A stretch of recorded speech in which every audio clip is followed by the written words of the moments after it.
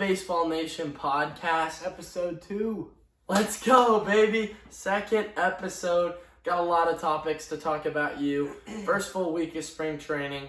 Pretty freaking exciting. Saw a lot of teams do a lot of special stuff, and we're seeing some special stuff in college baseball as Jackson Finley of Georgia Tech is playing like he's Shohei Ohtani. 6 home runs this early in the season. 5.45 average. And a 1 ERA. Dude, could be compared to Shohei. Can't wait to see what he's got. I mean, he's making Tech look phenomenal right now as they're 9-0. Great team guy. Can't wait to watch him the rest of the season and see what his draft stock does. Because right now it's through the roof. He's only a sophomore. It's crazy. He's got a bright future ahead of him. If he does this throughout this year and next year, you could be looking at a number 1 pick out of Atlanta. Next up, let's go into the 22nd strikeout. Crazy story. My boy, Tusapita Marcano, follows me on Instagram, gets K'd in 20 seconds by Wandy Peralta, who just threw strike, and it was over for my boy Tusapita. We've seen multiple of those now. It's getting, the fast play of games is insane. I think it's going to be crazy to watch from a ballpark because just the difference between last year where pitchers can step off the mound and hitters can step out of the box whenever they want to. They can pick off as much as they want. Now that there's rules in play, we've seen MLB's shortest game times in the last 30 years. And some of the guys like Miguel Cabrera, it's just like, wow, you need to focus on the rules, bro. You can't keep on getting the automatic strikes. At this point, the veterans are just a little too stuck in the past. And like a guy like Cabrera, it's like, come on, man. You're going to put yourself in a hole, and you honestly, at this age, you're not that great anymore. No hate to Miggy. He's given the Tigers so much.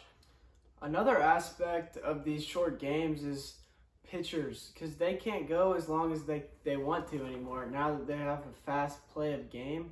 And I'm worried about injuries too, because they won't have enough time in between pitches and if they're rushing. So it's going to be cool to watch and see how it works out. Rob's really trying to figure out what can make the MLB a better thing to watch. He struggles with that sometimes, but we'll see what the MLB looks like. Obviously, they're going to have to make adjustments to this. We talked about the Braves walk-off spring. It looked terrible. Like, you can't have that late innings. I honestly don't think there should be a pitch clock in the 9th inning, to be honest. And that's the other thing is, does spring training even matter? We're looking at teams like the Royals and the Red Sox, 7-1 and 5-0. It's like, come on. Spring training's looking kind of goofy. The Tigers, they're looking great. They're hitting a bunch of home runs. They hit the least amount of home runs in the MLB last year. They lead spring training in home runs this year. As a Tigers fan, I want to be an optimist. I want to look at it. But does spring training matter when you're throwing guys out there that are absolute goofballs? Like, they're just not on par with some of the other players on the field. Mets 3-5, Braves 2-3. The top 2 NL East teams both made it to the playoffs. I mean, it asks the question, like, does it even matter? Like, what's the point even?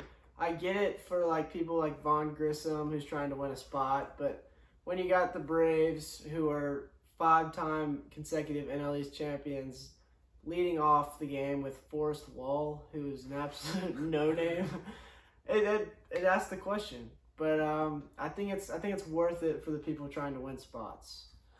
Yeah, honestly, in my opinion, spring training's a little bit long. I was super excited for it to start up there at the end of February, and then you look, baseball doesn't start till March 28th. Baseball that matters. But baseball does matter. March 7th, World Baseball Classic. Some of these first games are getting played at like 6 a.m. Eastern Time, midnight. All the goofy games out in Asia.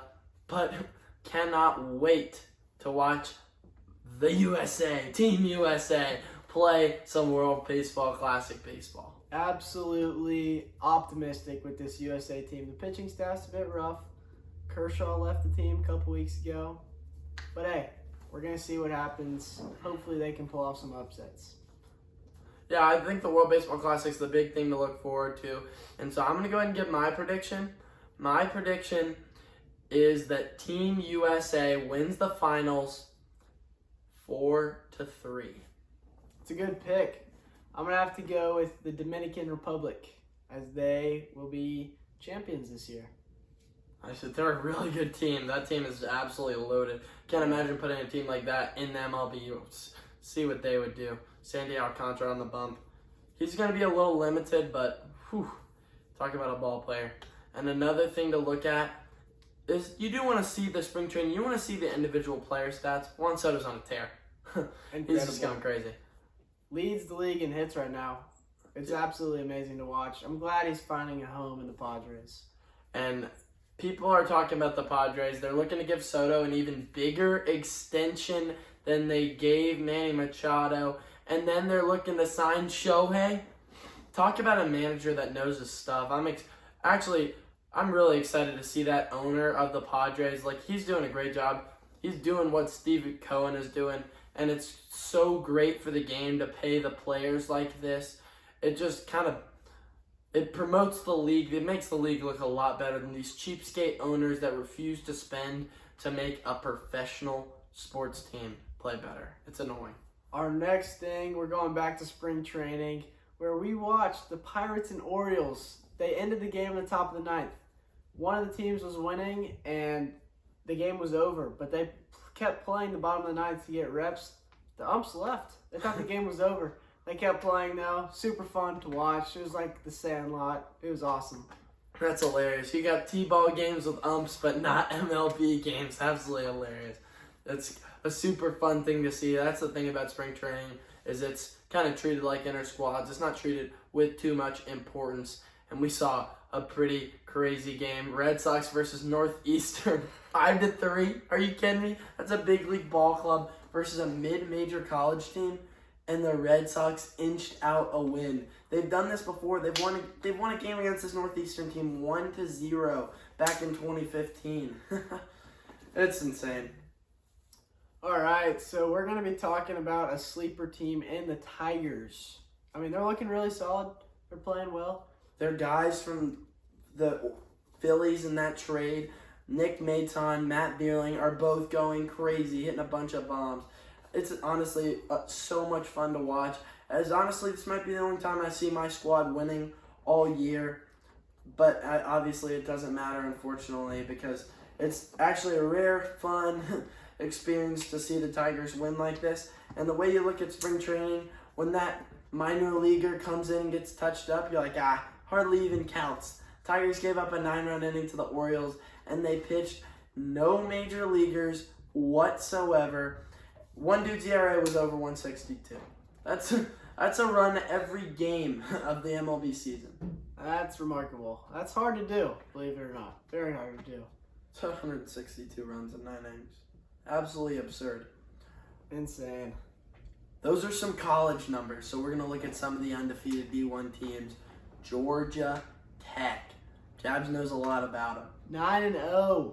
My Jackets. They're playing the Dogs right now. It's been a beatdown. The Dogs are getting the best of them, but they got another game tomorrow back at home, and then they're finishing out at Coolray Park. Glad the Jackets are doing well. Like we said earlier, Jackson Finley's the main reason this team's doing well. Hopefully they can keep doing it this year, and they can make a deep push into the playoffs. Yeah, another team that is just looking amazing right now is the Wake Forest Demon Deacons. They haven't played too many tough teams. Brock Wilken, 8 home runs, leads the country. Nick Kurtz led the country in home runs at one point. Adam Cesare led the country in home runs at one point. Sam Sullivan on the bump led the country in strikeouts at one point. This is a Wake Forest team that's looking really good. And on the pitching side, they've also got Rhett Lauder, Camden Minacci. I mean, this Wake Forest team's scary. They don't look beatable right now. Obviously, they are probably, but they don't look like it right now. They're just looking too good. Can't wait to see SEC play, ACC play, conference play start up. Coming soon, honestly, as high schools around the country are also entering region play. 2 other undefeated teams are Alabama, the Crimson Tide, and the South Carolina Gamecocks. 2 more SEC teams. ACC and SEC both got 2 big front runners. we'll see how they end up at the end of the year. Yeah, those are some powerful conferences. I love the SEC. I love the ACC. Down south, baseball's just different. I'm sorry. A lot of sports are. Football's just different. Basketball, obviously not, but baseball is just different in the South. And honestly, I thought baseball was going to be different, but Joey Gallo is still getting the same shift put on him. They put their shortstop right to the left of the bag. They put their third baseman where he was, about splitting second base and third base. And then they put their second baseman where he used to be. And they put their right fielder where the second baseman was. And then they shift and play a two-man outfield. Poor Joey Gallo. I thought he had it going now, but no. Gallo's still getting shifted. Getting shafted, too. Poor guy.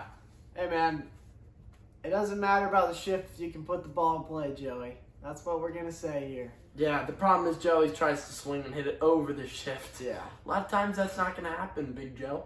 It's unfortunate. It's a tough break, but it's kind of part of the game. You can't if you were able to put the ball out of the ballpark all the time, people would put the ball out of the ballpark all the time. All right, so we're going to go ahead and start breaking down the divisions this year in the MLB. Mick's going to start off with the NL East. Yeah, the NL East, boy, are they stacked. Jabs knows a lot about his Braves. I know a lot about the Braves. Braves are the hometown team for us. Mets, they're spending. They've got a stacked squad. I honestly like the Padres more, though. We'll get to that in just a second. Nationals are a dumpster fire. The Phillies are solid. The Phillies have Trey Turner. They've got Bryce Harper. Love the Phils and the Marlins.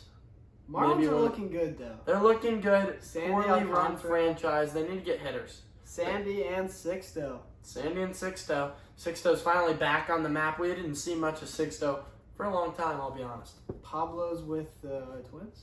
Pablo did go to the Twins for Luis Ariz. But let's get into the NL Central next. The NL Central, weak sauce. Terrible Absolutely division. trash. Brewers, Mid. Cardinals, Solid. pretty good. I mean, Nolan, Pauly G, they lost Yachty. Wayno's on his last season. Or no, Wayno. Yeah, Wayno. I think he's gonna run one more this year. Wayno's on his last. They lost Yachty. Pujols is Pujols is Gone. gone. I mean, they weren't really massive contributors, but But big you lose names. you lose the storyline too, which is unfortunate for Yeah. those teams. But Mason Wynn, big prospect for the ooh, Cardinals. he throws Chad 99.2 across the infield. 99.9 on the mound. Oh, he's insane. He doesn't even pitch. Yeah. Bud just throws gas. Then for we a got the living. Reds.